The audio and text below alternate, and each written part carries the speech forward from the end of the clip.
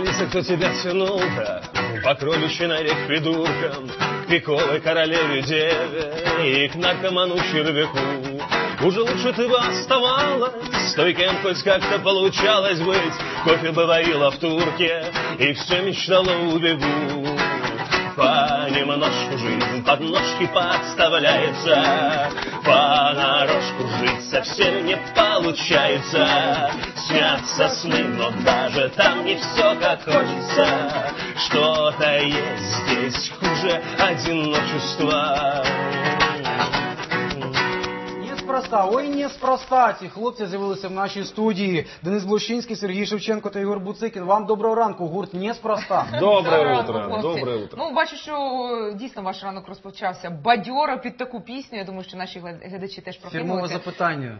Чему ж таки неспроста? Это точно. Ну, все с нами происходит неспроста. На самом деле мы просто придерживаемся тех взглядов, что случайно очень мало в этом мире, поэтому и встречи, и вот мы сегодня здесь оказались, да, абсолютно неспроста, наверное, о чем-то интересном поговорить и почерпнуть, обменяться какой-то информацией, почерпнуть что-то новое друг для друга. Да?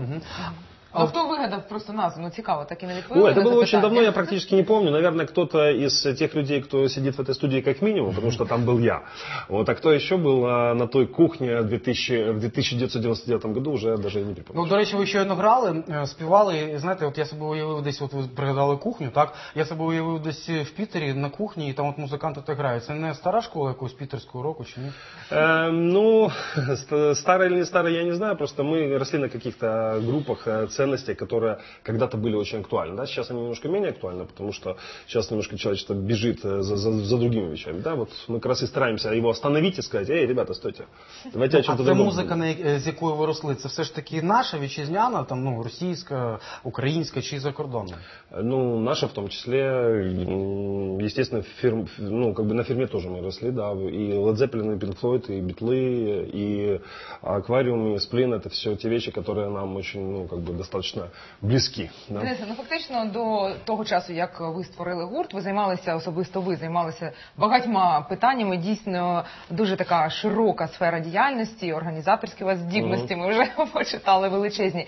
А чому, в принципі, виникла ідея організувати гурт? Я так розумію, тим паче, що ви перед цією розмовою зауважили, що ви не створювались не для того, аби заробляти гроші, бо кожен займається якоюсь своєю справою. Тобто це ваше хобі, я так розумію, так? Жага до музики? Так получилось, что на самом деле там, музыка и группе неспроста, как названию. Там, уже 13 лет, да, поэтому это все было еще до бизнеса, до каких-то вещей, которые позволяют нам зарабатывать деньги. Изначально мы все музыканты. И Серега, и Егор, и я. Просто... Прокидайтеся, ви якось спитаєте. Я розумію, що ранок. Як ви з'явилися в гурті? Розкажіть. Ой... История такая, самая обыкновенная, это интернет, сеть. Да, то есть хотелось что-либо найти, ось так и нашлось. А, тобто були якісь прослуховування, ви дали оголошення, що там потрібен музикант, чи як? Да, но только давал Денис объявление. Да, вот. Искали классного басиста, а нашли басиста и философа. Да, а мы откликнулись.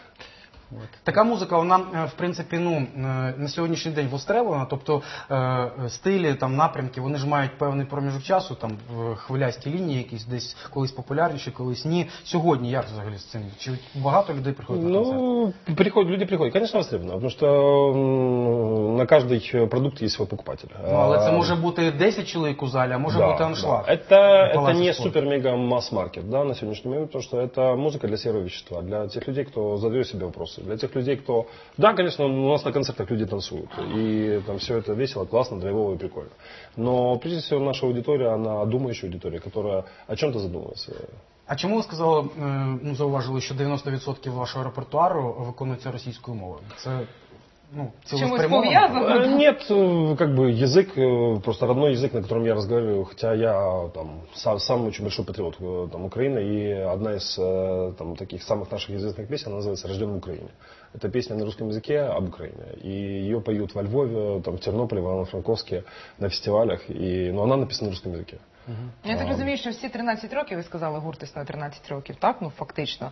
А ви співали, творили в одному напрямку. Можливо, дійсно, саме час щось змінити, да, щось, не знаю, розширити аудиторію, так скажімо есть. так. Ну, если правильно как бы говорить о том, что вообще 13 лет существует там концепция какая-то музыкальная, там слово группа неспроста появилась там в 2002 год, да, как концепция музыкального этого звучания, которое есть на сегодняшний момент, да, вот, и в этом составе с этими ребятами мы существуем там немногим более 2 лет, то есть 2,5-3 года. Почти 3 года, да.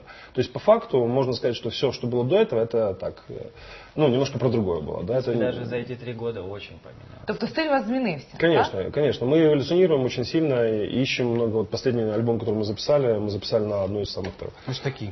Да, он называется Big Big Boy. Мы его записали на одной из самых таких крутых глобальных студий в СНГ, Восточной Европе, которая у нас в Украине, кстати, под Полтавой недавно открылась, построилась. Поэтому там очень... то, что есть на этом альбоме, оно в корне отличается от прошлых наших работ.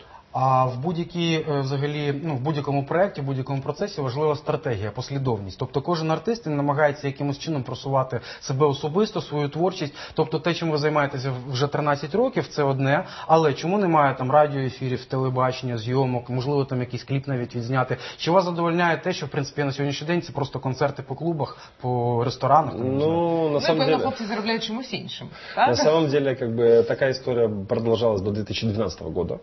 А за этот год мы сделали больше, чем за все время существования вместе взятое. То есть мы ротируемся, да? Нас уже берут на радиостанции. 2 трека из этого альбома там, в горячей ротации на нескольких станциях были. Мы сняли клип, у нас более 40 работ с живых выступлений, живых концертов. Треба було принести кліп, який ти теж показала. Тобто тепер ви замислюєтеся над тим, що можливо цією творчістю можна ще й заробляти гроші? Мы особо сильно по этому поводу не паримся. До речі, неспроста ми з самого початку це слово вже кілька разів повторювали, і знову ж таки неспроста цей диск у мене в руках. Ви маєте запитання для наших глядачів, так, аби його розіграти. Да. Нагадай, умови, де глядачі умови можуть такі, що на відповідати? Фейсбуці, на офіційній сторінці телеканалу «Тоніс» у нас є і там ранкове еспресо позначено, там ви можете дати правильну відповідь або неправильну, і відповідно отримати цей диск, вже потім зв'язавшись з нашим адміністратором чи редактором. И к этому диску будет идти еще 2 билета на концерт 12 апреля в клубе «Толстой», на который мы с удовольствием приглашаем наших дорогих зрителей. И вас. Да, обязательно. Вот, будет большая сольная программа, где мы презентуем 4 новых песни, которые не вошли в самый новый альбом, который уже скоро станет не самым новым, я надеюсь. И будет вообще достаточно много сюрпризов интересных для гостей. Запитання? Вопрос. Вопрос очень простой. Кто из российских рок-музыкантов удостоился чести, и ему представилась такая возможность в течение последних 15 лет отыграть большой, красивый, замечательный сольный концерт в Альберт-холле. Я навіть цього не знаю. Я думаю, що це питання складне, отже, можете вже Як правило, пописатися ми в знаємо інтернеті, гуглити це запитання. До речі, стосовно інших різноманітних музикантів і гуртів. От, наприклад, наші рокери, там, брати Карамазови, вони вже дуже довго товаришують з Юрієм Шевчуком з гурту ДДТ. Чи є у вас такі друзі або контакти налагоджені з Росією, з Білорусією, з іншими країнами, щоб ви так поїхали кудись туди, запросили інших музикантів до України? Спільні концерти? Есть у меня лично достаточно много контактов, но я ими в творческом плане никогда не пользуюсь, потому что только бизнес. Я как бы не смешиваю, и когда придет время, там, да, то оно само собой устаканится. Я знаю достаточно большое количество там, и рок-музыкантов, и вообще артистов, потому что это так или иначе с моей там, профессией, да, созвучно. Но так мы дружим там, музыкально с несколькими там, украинскими группами, там, номер 482, там, еще несколько коллективов, которые достаточно известных в стране. Але ми не можемо. Не будемо рекламувати, так, піарити. Що ж, хлопці, у нас є слоган, я знаю, що слоган є у вас. Наш слоган звучить так: «Тримай настрій». Ні, гарний настрій має смак. Тримай настрій і тримай настрій. І гарний настрій має смак. А у вас? У нас звучит, кстати, созвучно очень с вашим слоганом, поэтому можем очень гармонично их прописать. Неспроста, це рок зі змістом, музика зі смаком. Отже, вам гарного настрою, нам гарного настрою і всім вам. Це була команда «Неспроста», не у повному складі. У вас незабаром концерт, вам гарно виступити. Далі Ангеліна Маняк з прогнозом погоди. Точно.